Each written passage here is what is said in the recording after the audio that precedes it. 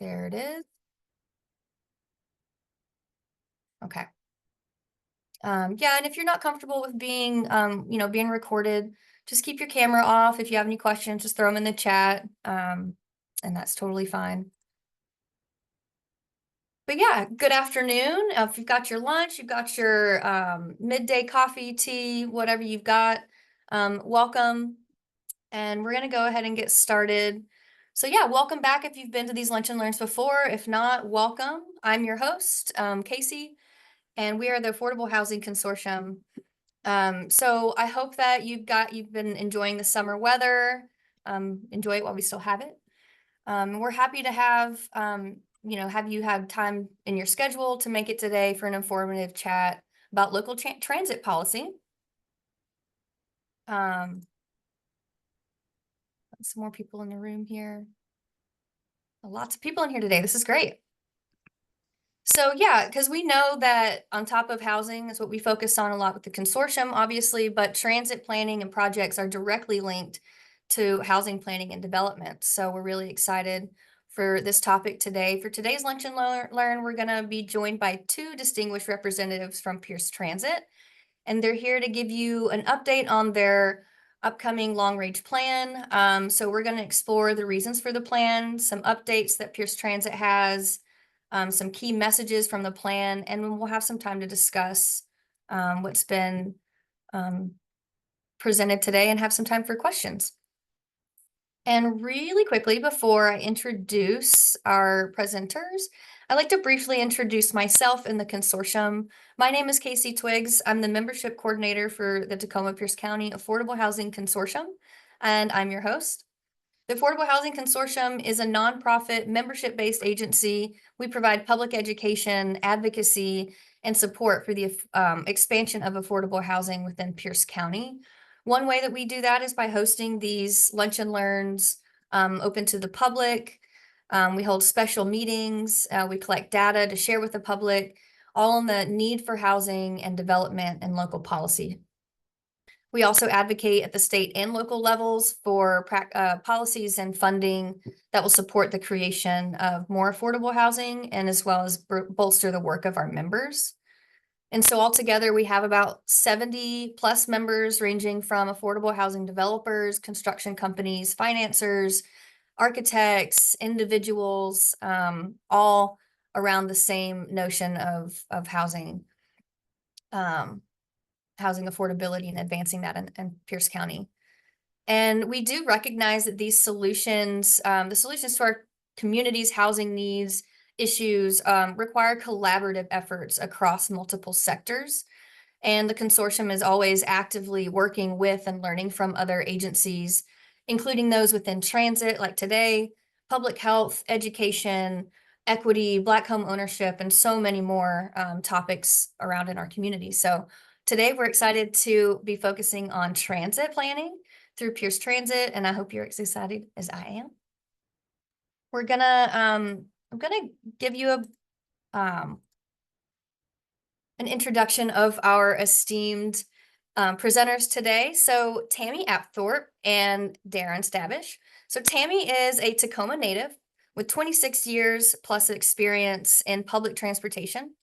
She is a rideshare extraordinaire, alleviating the congestion on our roads with every van pull that she gets on the road. Her knowledge and expertise truly does shine as she works with businesses, small and large, to identify innovative transportation solutions. Tammy's a passionate person. She's all about customer education and greener choices, and is a true public servant and leader in her field. Thank you for being here, Tammy. And our other distinguished guest, Darin Stavish.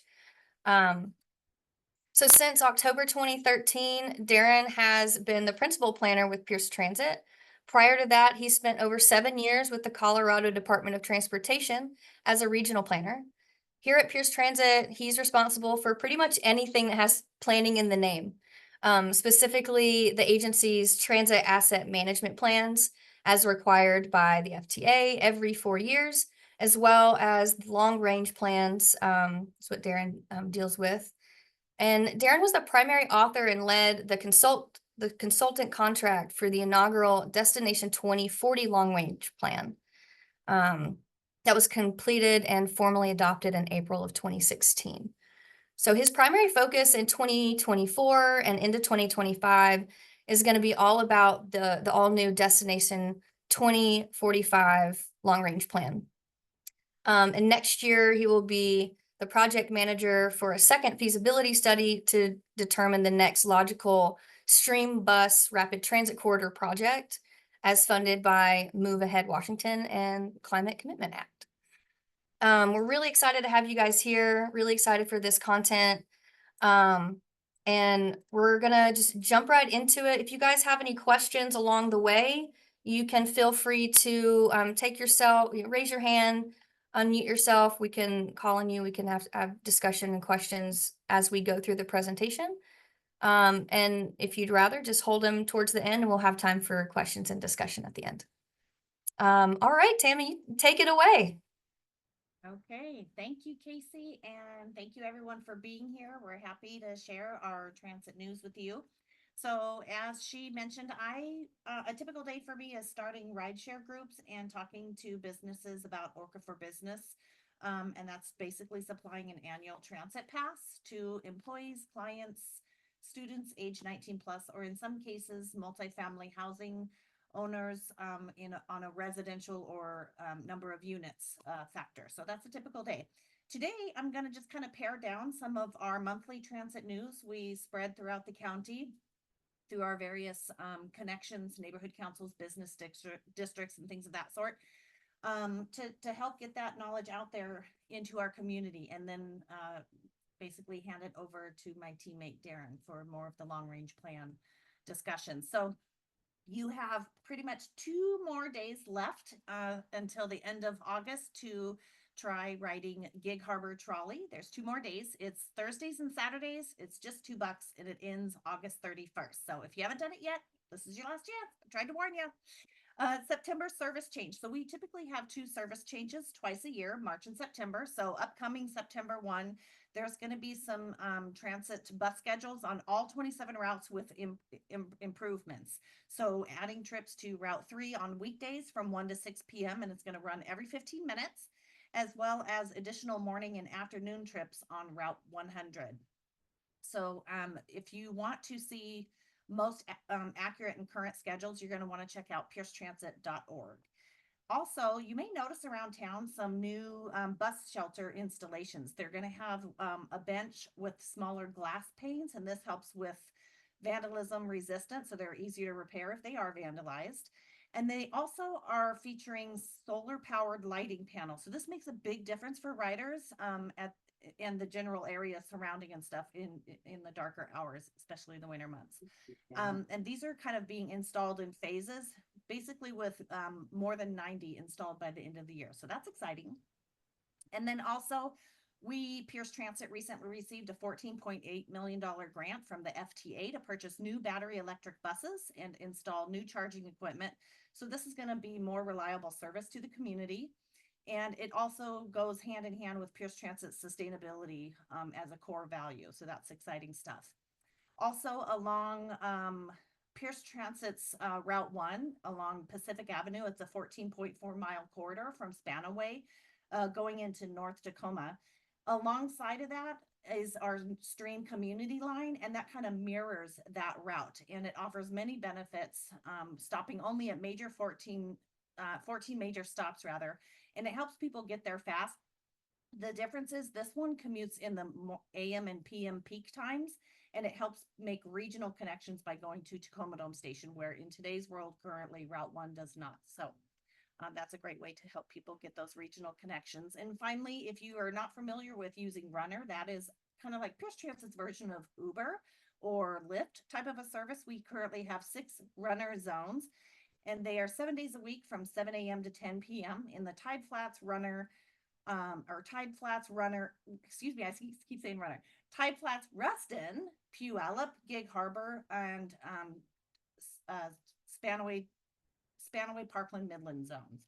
So I'll put some links in the chat, But really today I want to feature my teammate Darin. He is our principal planner. And if you've ever wanted to geek out on some transit news, this is your guy. So take it away, Darin. It's all you.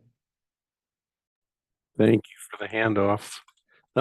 I do have screen sharing capabilities, correct? Okay, I'm gonna Yes, juggle you this, should. juggle this around then and see if I can get this to work. I thought so. I thought I could do a presentation, but I wasn't sure. All Make sure it's open for you. right. Yes, it is. Okay, give me 1 second here. So share screen. So can you see this presentation now? Nope. Okay, how about now? Nope. Yep. Okay, cool. There it I'm goes. gonna Thanks. do one more thing here. Put myself in presentation mode. Okay, what about now? Perfect. You see the whole thing? All right. Well, thank you, Casey, and to all of you for this invitation to present on our Destination 2045 long range plan. Um, the focus, let's see if I can get this to advance. Focus of the LRP is to identify the long-term vision, goals, and objectives of the agency. This work will highlight what resources are necessary to achieve that vision using a data-driven approach to analyze long-term outcomes. One of the things that I want to make sure that's clear on this plan is that it will have a fiscal constraint to, and what that means is we will have estimated costs for anything we would need to implement this vision for a much greater saturation of transit service throughout the service area, including areas outside. Well, let me see what else I've got. Excuse me. This includes evaluating how transit supportive land uses and emerging technology can help focus transit service growth while also considering the available funding and budgets to grow the service. Performance-based planning includes all new metrics for the different topography. That's something that we did not do in the update in 2020, so that's being reevaluated. The work will also consider transition to a zero emission fleet, as Tammy mentioned, and also identify the capital and workforce needs to fulfill the objectives of the plan. So I like to call it the 3 Bs. It's basically buildings, bodies, and buses. Buildings meaning possible new capital facilities. We're pretty much offering all the service we can based on our current footprint in Lakewood.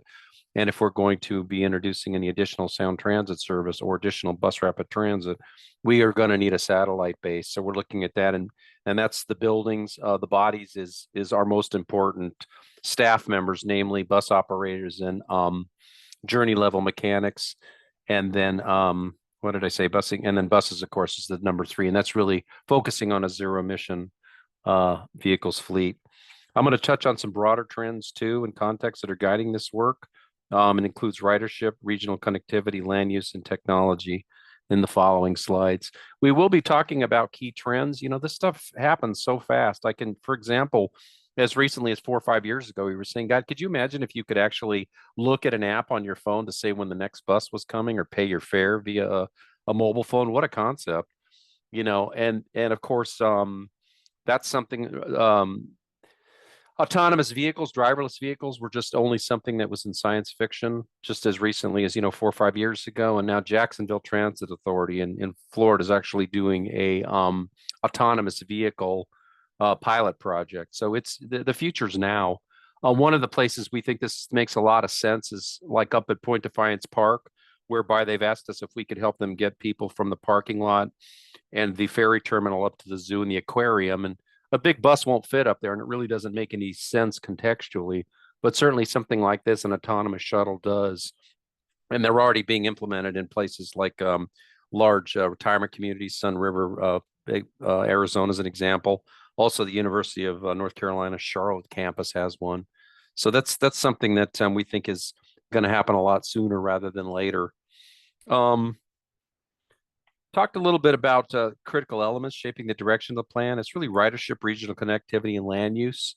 Also, I wanted to point out that our ridership has come back quite a bit since the pandemic, much more so than national trends. And you can see where we are as recently as February 24th, February this year, compared to February of 2023. Of course, the sound transit expansion is shown in the top right corner. We'll make sure that we do have regional connections to this sound transit service as the Tacoma Dome Link extension project is finished in the green. And then the kind of burnt orange is the final leg of the T-line streetcar, which will go from the hospital west to Tacoma Community College. And growth forecasts are a big metric that we're looking at. You're all familiar with this, but the county's growing. We understand projected at about 12,000 people per year. So there's going to be a much greater need for certainly housing as well as the transit to support it. I think if there's anything else that I wanted to talk about that, I think we'll just move forward. But again, population growth of 30% and employment growth of over 40% over the next 20 years. This level of growth will require new service connections and increases in service to accommodate the growth and ensures Pierce County residents are able to efficiently reach their destination. Also, an aging population. This county's growing. Our aging population is growing much faster than our peers in King, Kitsap, and Snohomish by comparison. Again, back to technological changes. I won't get too crazy on this, but they do continue to shape the state of transportation. Certainly need to be considered as part of any long-range plan. While uncertainty exists regarding the pace and scale of any technological development, some of the elements we'll consider potentially incorporated into the long-range plan are case studies or best practices regarding autonomous personal vehicles, certainly autonomous transit vehicles, shared micromobility. Another thing that we talked about as recently as the long-range plan update of 2020 was the possibility of a microtransit shuttle, which is now reality, our runner system for kind of last mile connections where fixed route has not worked traditionally in the past. Microtransit, again, I mentioned rider information technology. I mentioned, using apps and things that not only on your phones, but also at the transit centers. One of the things that you'll see very soon as we continue to develop the enhanced bus route on Pack Avenue and SR7 will be, some super stations or super stops that have tablets with real-time bus arrival information that are solar powered. They'll also have an audible function for those that are hearing impaired as well as Braille. So this stuff is coming, it's really the future now. Again, it's something that was just an idea as recently as 4 or 5 years ago, and you're going to start seeing it very soon.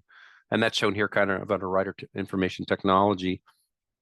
This slide highlights the broader trends we'll be incorporating into the plan, in addition to potential impact of those trends on transit planning. I won't read these, but I kind of want to show you the focus areas. Think of the gray as a cause, and then the green on the right is the effect. Of course, land use growth in key transit corridors is important, as that does increase the demand for services in denser areas. Jurisdictional support for transit is important to align policy and strategies between agency and certainly financial support. We can't do a lot of this work alone on the limited amount of funding that we have today. Talked about the strong recovery from the pandemic, and it does highlight the ability for the agency to continue to help people shift to transit. Second to last line here. And again, I mentioned new technology, so I won't go into that anymore. So outcome of the plan development. One of the things we're working on, and you'll start to see these in our open houses that we're going to be offering next month, as well as a virtual open house.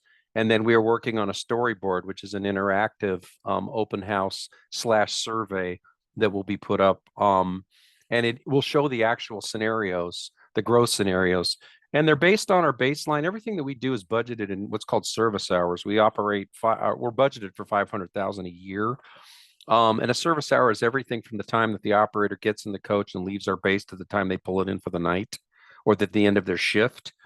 Each of these growth scenarios will be basically incremental. So 20%, 30%, 50%, and 80% more. And again, the 80% vision takes us up to 900,000, and that does show areas outside of the current public transportation benefit area, Pierce Transit service area, although we'll have lots of caveats in there saying that they would have to vote themselves back into taxing themselves for transit if they were in fact if they ever did want to come back.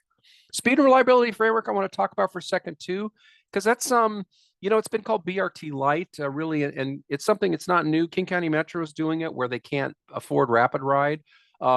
At 10 to 20 million, 30 million a mile, bus rapid transit is very expensive and it takes a really long time.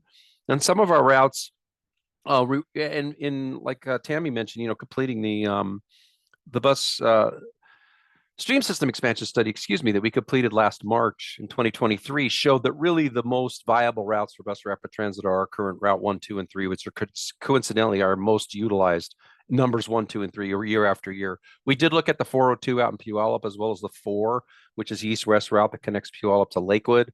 And those just didn't pencil out as far as bus rapid transit corridors. However, there is an opportunity to do something to make the route travel time competitive, like we're doing on the enhanced route with skip stops and off board fare payment. And again, this real-time arrival information. Kind of think of it like a super stop or a kind of an enhanced shelter. So you're going to see that network shown as well. And I think I talked about the land use and again, and of course you're all focused on housing and lots of really looking at where the multifamily housing units are coming. I'm just amazed. I live in Tacoma and there's 4,000 units where there's either hammers hitting nails or they're already in the works. And I believe those are to be completed by the end of this year. So there's lots and lots of multifamily housing, which is badly needed, especially if it's more affordable or something that, is more of a starter price for people that don't have a place to live. With that, I know I kind of rushed through this pretty quickly. I guess I kind of just wanted to touch on the highlights. We do have a dedicated page here, which is piercetransit.org long range plans. And I'd ask you to please sign up for updates. We will be posting the information on the open houses as well as the virtual town hall. And then that mural board, that storyboard that I mentioned. I think with that, I can just open it up to questions. I know I talked fast. Hopefully I didn't brush through this stuff too fast. If there's anything anybody wants to see again, let me know. Thanks, Darin. That was great. Yeah, I mean, so now is the time if you guys have questions or even, I always say sometimes you don't know what to ask maybe about these plans, if you're not, a deep transit person, but I always encourage people to ask and we can get to the question you're trying to ask if you're not sure how to ask it. Looks like we got Brian Yeah. Bischoff. Yeah, Brian, go ahead. Hey, thanks for the opportunity. I appreciate the presentation. I'm a planner over in Pierce County and I was big bus rider and tuning in to listen in, but I wanted to ask a few questions about kind of the chicken and egg question about ridership versus service. So in general, Route 1 has like a really variable schedule, but it's our most used. Yep. It's 20 over 20% year after year of our total ridership, and we have 29 routes. Yeah, it's the big heavy lifter, and I noticed that the stream schedule doesn't seem to line up very efficiently with the existing Route 1, nor does Route 1 have really a consistent schedule. Well, it's on 15-minute headways, the Route It's 1. on 15-minute headways, but it's on and for a few hours in the morning and a few hours in the afternoon, but the stream runs about 3 minutes or 5 minutes after from the Walmart. They leave in a weirdly staggered way. So I'm wondering if Pierce Transit's looking at that as something where someone at the Walmart down in Spanaway trying to get north doesn't have to really think too much about when it's coming in the morning. I think you have like 6:40, 6:45, and then nothing till 7. You have 7, 7:05, and then nothing till 7:20. That's the most we can offer those 15-minute headways right now. We have 69 operator vacancies. We're down to. So we're actually, when we got under 100, we were like, yippee. We have 9 journey level mechanic vacancies. Each journey level mechanic is responsible for working on 14 buses at a time. No, these guys we just don't have the operators and the mechanics to run at full service. We have 500,000 service hours budgeted, and we're putting about 465 on the street. So without being a wise guy, I can't offer any more. Yeah. Now, if you have a routing, certainly a shorter term suggestion. And I don't mean to be lazy, but if you'd contact us via email and kind of, what do you propose? What would you do differently? We'll certainly listen to you. Some of the best things that we hear from the public, from the riders, we don't know everything. So if you've got a suggestion as far as that, we'd be happy to meet with you. Yeah, my concern comes from the recovery plan that was studied. Oh, okay. I got you. It was looked at that Route 1. Yeah, let me grab that. Route 1 has 15-minute intervals between 9 and 5 now, which it does Yeah. not. Mm-hmm. It only has that for about 3 of the hours, not 9, Yeah, 5, yeah. 8 I'm of sorry. them. I was thinking of something different. So I can grab that. I can tell you because actually I was the de facto project manager. We had Yeah, the we project talked manager had a actually there, I back think. injury and left for a while. So to keep it going. So looking at that one. So phase 1 was the first service change in March, and then phase 2 is this coming service change. Mhm. So I'm just trying to think if there's anything. Yeah, it doesn't get any more frequent until phase 4. So Well, that would be in September of 2025. yeah, I'm pretty sure it assumes that we already have 15-minute headways on Route 1 for the entirety of the workday, which we don't. We only have it for about 5 hours of the 8 hours, the limited 8 hours that it was expecting 15-minute headways. Okay. It's very variable. It jumps. It's like from 8 to 11, and then it's from 3 to 5. That's it. Mm-hmm. That's the Okay. only time you actually have the 15-minute headway. So I'm worried that the study that was done doesn't accurately reflect reality. Route 1 is probably our first choice for adding stops to actually get to the point that we already assumed in the study. You mean adding frequencies? Yeah, getting to 15-minute Yeah. Yeah. increments. No, Yeah. we agree with you because that's it. It's yeah, we get an exponential bump from any service we put back in the one. hmm So yeah, but yeah, again, I don't mean to be lazy. I can give you my email. I'll give it to everybody. It's simple. It's dstavish@msn.com. First, excuse me, piercetransit.org. That's my personal.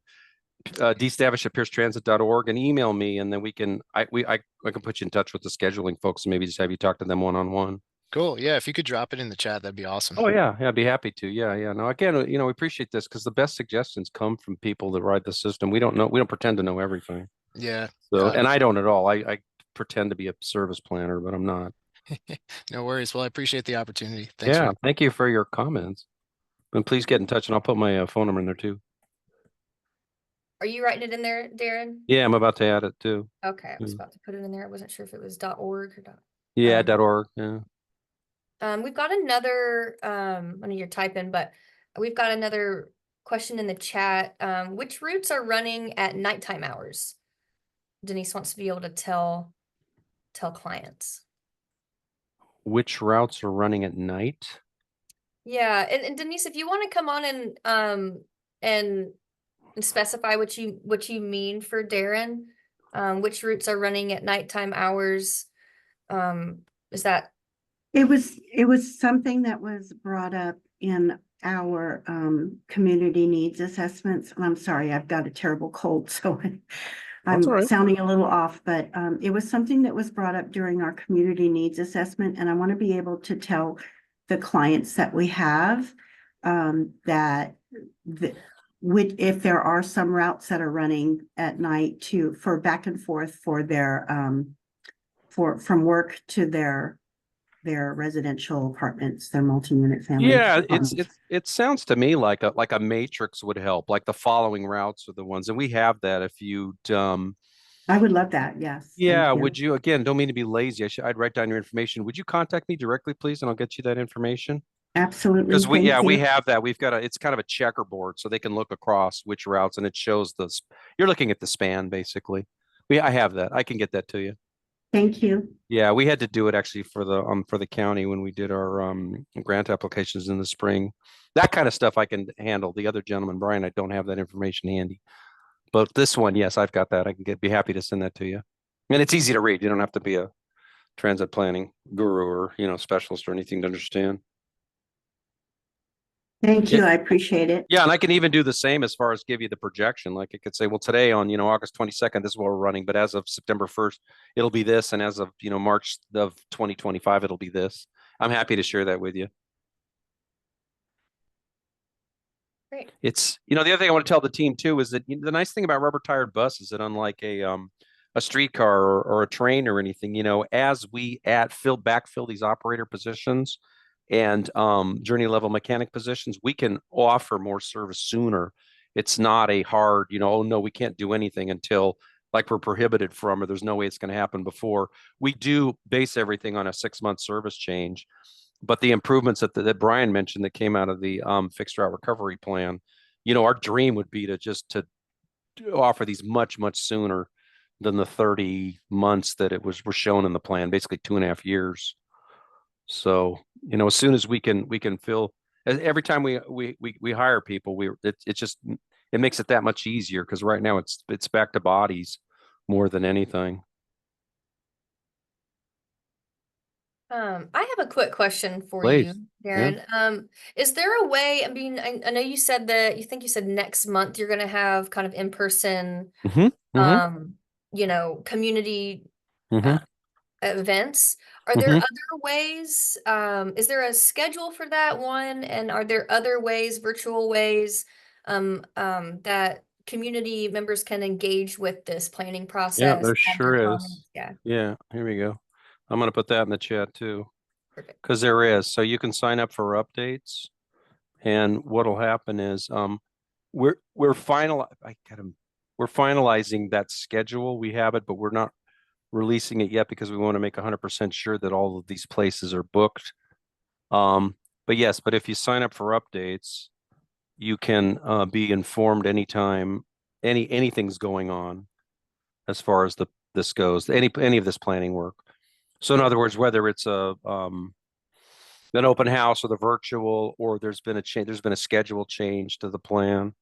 So I'm going to put that in the chat too. Y'all have my information. Please contact me directly. I'm happy to talk to anybody, but I would ask you to go onto this page too, piercetransit.org/long range plans, plural, and it'll say, hey, sign up for updates. And then anytime we do we use Gov Delivery. So you'll get a blast that'll say, hey, where there's open houses coming at these locations, or hey, please come meet us. We do all the fairs and festivals. I know we'll be at the Hilltop Fair this weekend. We have a table at just about all of them, so you can talk to staff there too. Great. Does that answer your question, Casey? Yeah, Yeah. it does. Yeah, because my next question, I'm gonna go to Ted's question, then I'll come back, because my question is just kind of bigger picture stuff. Please. Yeah, so Ted is wondering if is Pierce Transit still planning the BRT down 19th? Or is that sound? No, great question. So actually the stream system expansion study that we completed that I mentioned, and it is on our website in March of 2023, you know, that route, it's the number 2 and it's our second most utilized. The problem is you can't build anything that you're going to rip out right away. You can't use federal funding to put bus rapid transit in specifically from MLK to Tacoma Community College, because that's the T-line extension project. So we're wrestling with that one. We think probably the most logical would be let them build the streetcar, and then we could do like an enhanced bus in the meantime with a minimum investment, but definitely do BRT from TCC through Fircrest, University Place, in Lakewood, going down Bridgeport Way West. So that information is in the study. If you go to piercetransit.org and put in bus rapid transit expansion, or I can put that in there too. But yeah, but we don't know yet. So what's going to happen next year, as long as 2117 doesn't pass, initiative 2117, we have money, Climate Commitment Act funding. It's actually $1.9 million to do a thorough study of routes 1, 2, and 3, and it's called bundling through the Federal Transit Administration. So we will finish the 1 and actually get the 2 and the 3 going at the same time. So if it's it's really a way to accelerate that. But with our planning partner, Sound Transit, in the city of Tacoma, it just doesn't make any sense to build anything on 19th from TCC to anything expensive or anything permanent from TCC to MLK, because it's going to get torn out.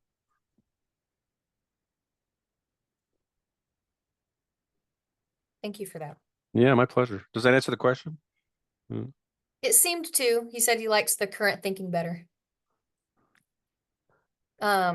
So my other question was, so a lot of these lunch and learns this year have been kind of focused around, we started with comprehensive plans last year, and Yeah. What's going on with all these comprehensive plans with these different jurisdictions. And then we've gotten we've had quite a few different transit forward discussions as well, downtown on the go and stuff like that. So I guess my question is, how is this long range plan going to either complement, mingle with be parallel to, interact with, or in any sort of way, the transportation master plan in city of Tacoma, or any of the other transit adjacent type planning things going on in the comp plans? I'm Boy, just you wondering could, if you can speak to that's that. thank you for asking. What a great question. Uh, your timing couldn't be better. This morning, we went with the city of Puyallup. I'm actually on that committee for their Puyallup 2044 plan.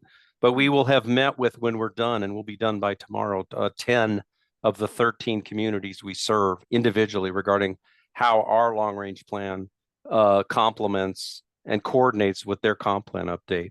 You know, the bigger the jurisdictions, I call them the big three, namely Puyallup, well, four really, Puyallup, Lakewood, Tacoma, and Pierce County, have transportation elements, transit supportive language that's very defined.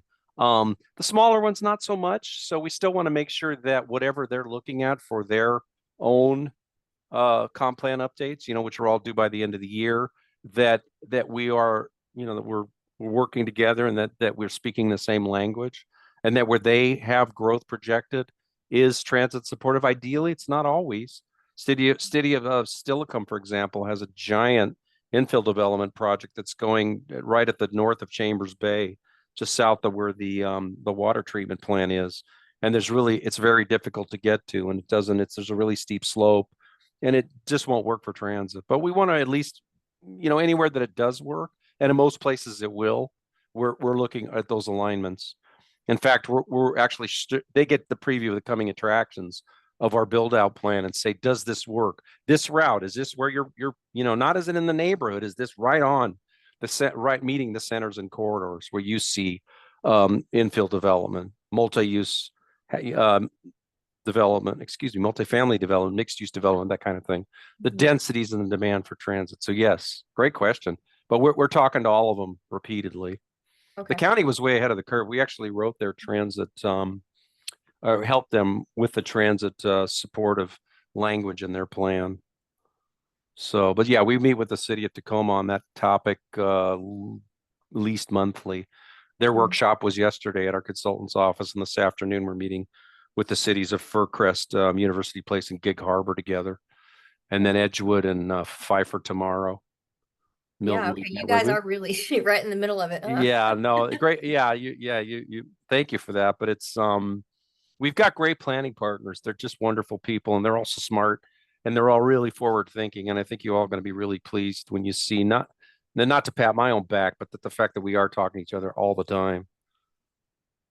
And so are you talking to transit forward people within those planning departments, or are you talking to just whoever the planners are? I mean, Yeah, are you, it's their long-term planners, but if anybody wants to meet with us, I mean, I call it a big tent. It's, you know, it's like the convention that's on this week, the Democratic National Convention, all are welcome. Anybody that wants to talk to us, that has a special interest, or, you know, anybody that's got a suggestion for us. As I mentioned to Brian, a lot of times the best ideas comes from outside of our arena.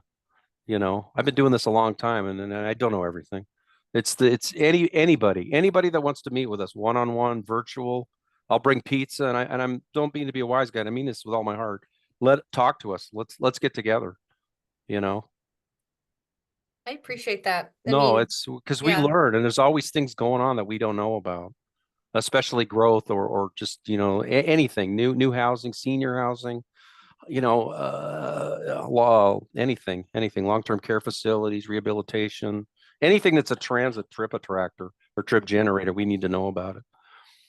Yeah, and like on the topic of comp plans, you know, with all the you know, housing's just right here for me, but it's, you know, with all the housing requirements and those Yeah. kinds of things, and there's transportation requirements, and so yeah, that question was really just how deeply are you guys talking, and that's it's really good to hear that y'all are having Yeah. deep conversations often, checking in, having what sounds like brainstorming sessions, not just meetings, you know, that's Yeah. great. The long range plan will call out specifically House Bill 1110, which is the missing middle, you know, diverse housing options. 1181 is climate change and resiliency. 1220 amended housing goal and related elements. 1337 is ADUs and related regulations. There's also promoting transitory development, a House bill and a Senate bill. Those didn't have as much teeth. They're kind of more suggestive. The only one that went down, we found out earlier this year, was 2160. And that was the denser housing near transit that I guess it was a pretty kind of a lot of opposition to it, I think. I wasn't, not part of the legislature, but I understand that one did not pass. But yes, but we will be looking at all of these too. That's fantastic. Doing a deep dive. Yeah. Well, it has to align, any long range plan has to align with these House bills because these are law. So Perfect. We do have a few more minutes. If anybody in the room has a question, I don't want to just keep babbling with my questions. I could answer. Yeah, I could ask questions all day, but this is the time for you guys if you've got questions, or like I said, if you want to kind of discuss something or just say something to get to a question, that's totally welcome as well.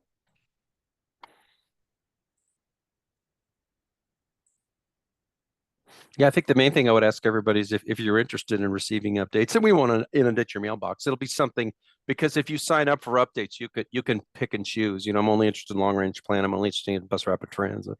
I'm only interested in paratransit or vanpool or whatever. I'm always skittish about putting my name and email out there because all of a sudden you're getting 15 emails a day from the same people. So you can pick and choose what you receive from us. But thoughts on minimum parking requirements to stimulate transit use? Yeah, but that's not something that we have any jurisdiction over. Certainly as a planning practitioner, I had to cite Donald Shoup from UCLA, who wrote The High Cost of Free Parking, and we talked a lot about that with downtown Puyallup last night. But it's not something that we really have any say over. I can tell you that we the only other parking structure, which will be the Spanaway Transit Center, will have parking, but that'll be the first one that we've built with any parking in 20 years. I don't know. That's from Ted Richardson. I don't know if I'm answering his question, or maybe he said to everyone. So, I think that was, it's the carrot and stick. If there's plenty of free parking, seas of free parking, like the city of Miami, where I did my coursework for my master's, is when you have lots and lots of free parking downtown, why would you ever take transit? I mean, you've got, literally downtown Miami. So all that parking is gone. It's all infill now. So it's the same thing. If parking's free and it's close, why would you take transit? So it's the old carrot and stick. You all know this stuff. This is, basic urban planning 101. yeah, and But we can't don't take away off street though, parallel, because that's a business killer. We presented to the 6th Avenue Business District a couple of weeks ago, and they had heard a rumor that the parking was going away for a streetcar, for bus rapid transit or something. We said, no, that puts you right out of business. You have to have parallel parking in front of your business, period. Hard stop, especially in 6th Avenue, where it's such a premium. Because otherwise people just flood the neighborhoods, like they do in Los Angeles, where I'm from originally. Yep. Great. Do we have any other questions? And just so everybody is aware, I've already said this once, I think, but just so anything, all of this is being recorded. I'm gonna post this video to our YouTube channel. I'll send everybody who has RSVP'd, whether you're in the room, if they left early or whatever, everybody's gonna get the resource materials, contact information, links, and the video. So if we don't have any other questions, I think we'll just kind of wrap up, but this is last call for some questions or even just discussion. It's welcome.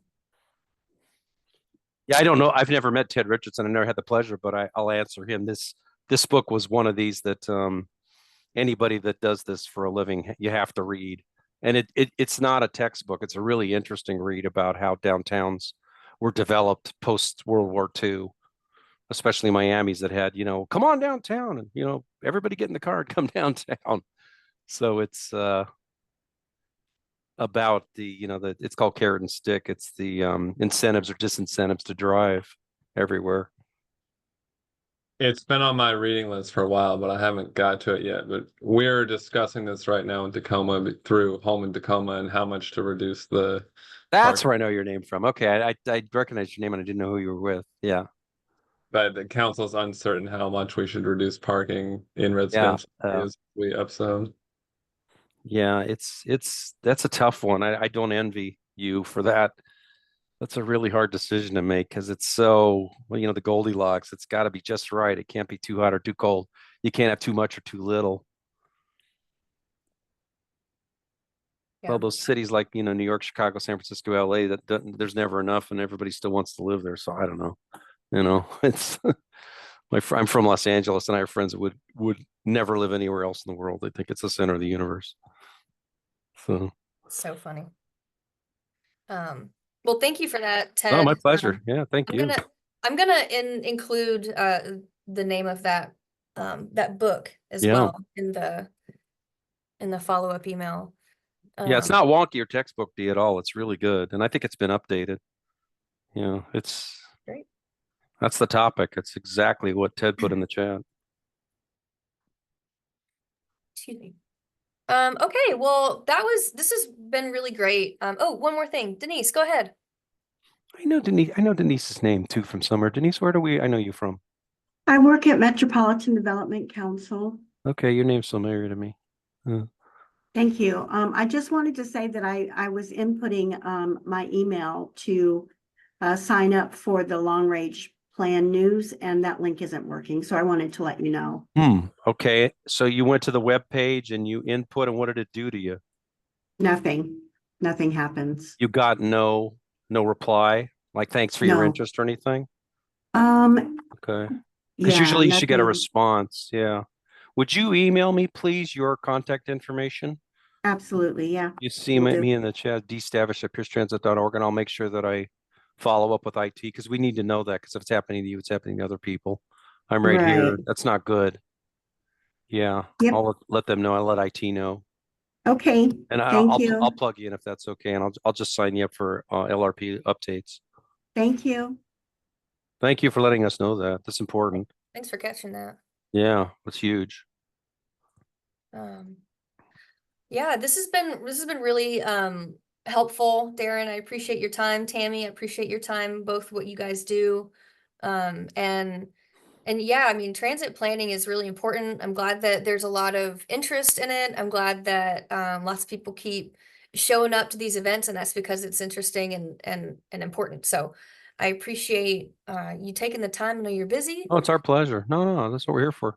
Have you ever had Sound Transit come talk to you? Because they have some great planners. There's a guy named Eric Chips that's been working down here for years. He's based in Seattle, but he's brilliant and he's really easy to talk to. And just anything that you're interested as far as the expansion project, especially ST3, the thing, like I said, the link on possibly doing something on 6th Avenue, as well as the Sounder extension, because, their plans are to continue down to Tillicum and terminate in DuPont.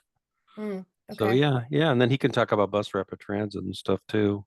Yeah, we'll get that together. I've talked to Jordan Rash a little bit. He was on one of our panels for Affordable Housing Week when we talked about transit. Okay. And so that was actually on my list of getting out here for some chats. Yeah, at some point too, we'll have to let's stay in touch, Casey, because I'm also working with the Four Corners group, and that's the study area, planning infill development area at Mildred and 19th. And the Four Corners are basically the cities. But we got a grant from the US DOT called Thriving Communities, and they're looking at really, that's going to be the next big, I think, transit-oriented development in Tacoma. Not only now because of TCC and all the buses, which is both Sound Transit and Pierce Transit, but also that is the terminus, of the T line. And then there's already lots of multifamily and upzoning going on around there. So that area, I think, is going to transform a lot sooner rather than later. Well, that's good to know. We will definitely be in chat. Yeah, it's Tacoma Housing Authority is the lead agency, Nicholas Carr, and he's brilliant. So is he still on here? He was in here a minute ago. Oh, was he? Yeah. I'm a big fan. He really knows his stuff. So He's great. yeah, he's kind of taken this over for us, this grant application. It's Good. him and then the cities of Fircrest, University Place, Hey, that's Tacoma why Metro it's Parks. Yeah. it's all sectors together. That's why we're doing it. That's why That's going to be a really exciting project once it gets off the ground. Oh, good. I just heard from Denise. Okay. Yeah. perfect. Anyway, I'll quit rambling. Thank you all very much. Stay in touch and please reach out to me directly. It's especially these great suggestions. And if I don't have or any questions specifically about current routing or anything at all, bus stops, anything, because if I don't know, which I probably don't necessarily know who I can put you in touch with directly. Perfect. All Yeah. right. Thank you Thanks. Like so I s- much. Talk to you later. Bye-bye. We My will pleasure. be we'll be having some more lunch and learns as we go forward in the year. You'll if you're on our email list, you'll get those invites and that sort of thing. So just stay tuned. Thank you for engaging with these topics, continuing to engage in these topics. I see lots of familiar names in these rooms every time. So I appreciate you guys continuously showing up. And yeah, we'll keep in touch. If you're at the Hilltop Street Fair on Saturday, come look for Darin at the booth. Come look for me. My husband's going to be playing a show, and I'll be walking around and communing with my people. So Is he in a band? he is. He plays in Serpent Foot. Okay. They Cool. they always ask them to play at the street Huh. fair. We're excited. Were they at Front Porch Fest too? Yeah. Oh, wow. That's cool. Yep. And they play at McMinimans in a few weeks. Oh, very nice. All right. Well, Thank you. thanks everybody, and we'll see you next time. Thanks so much, All right. Darin and Tammy. Our pleasure.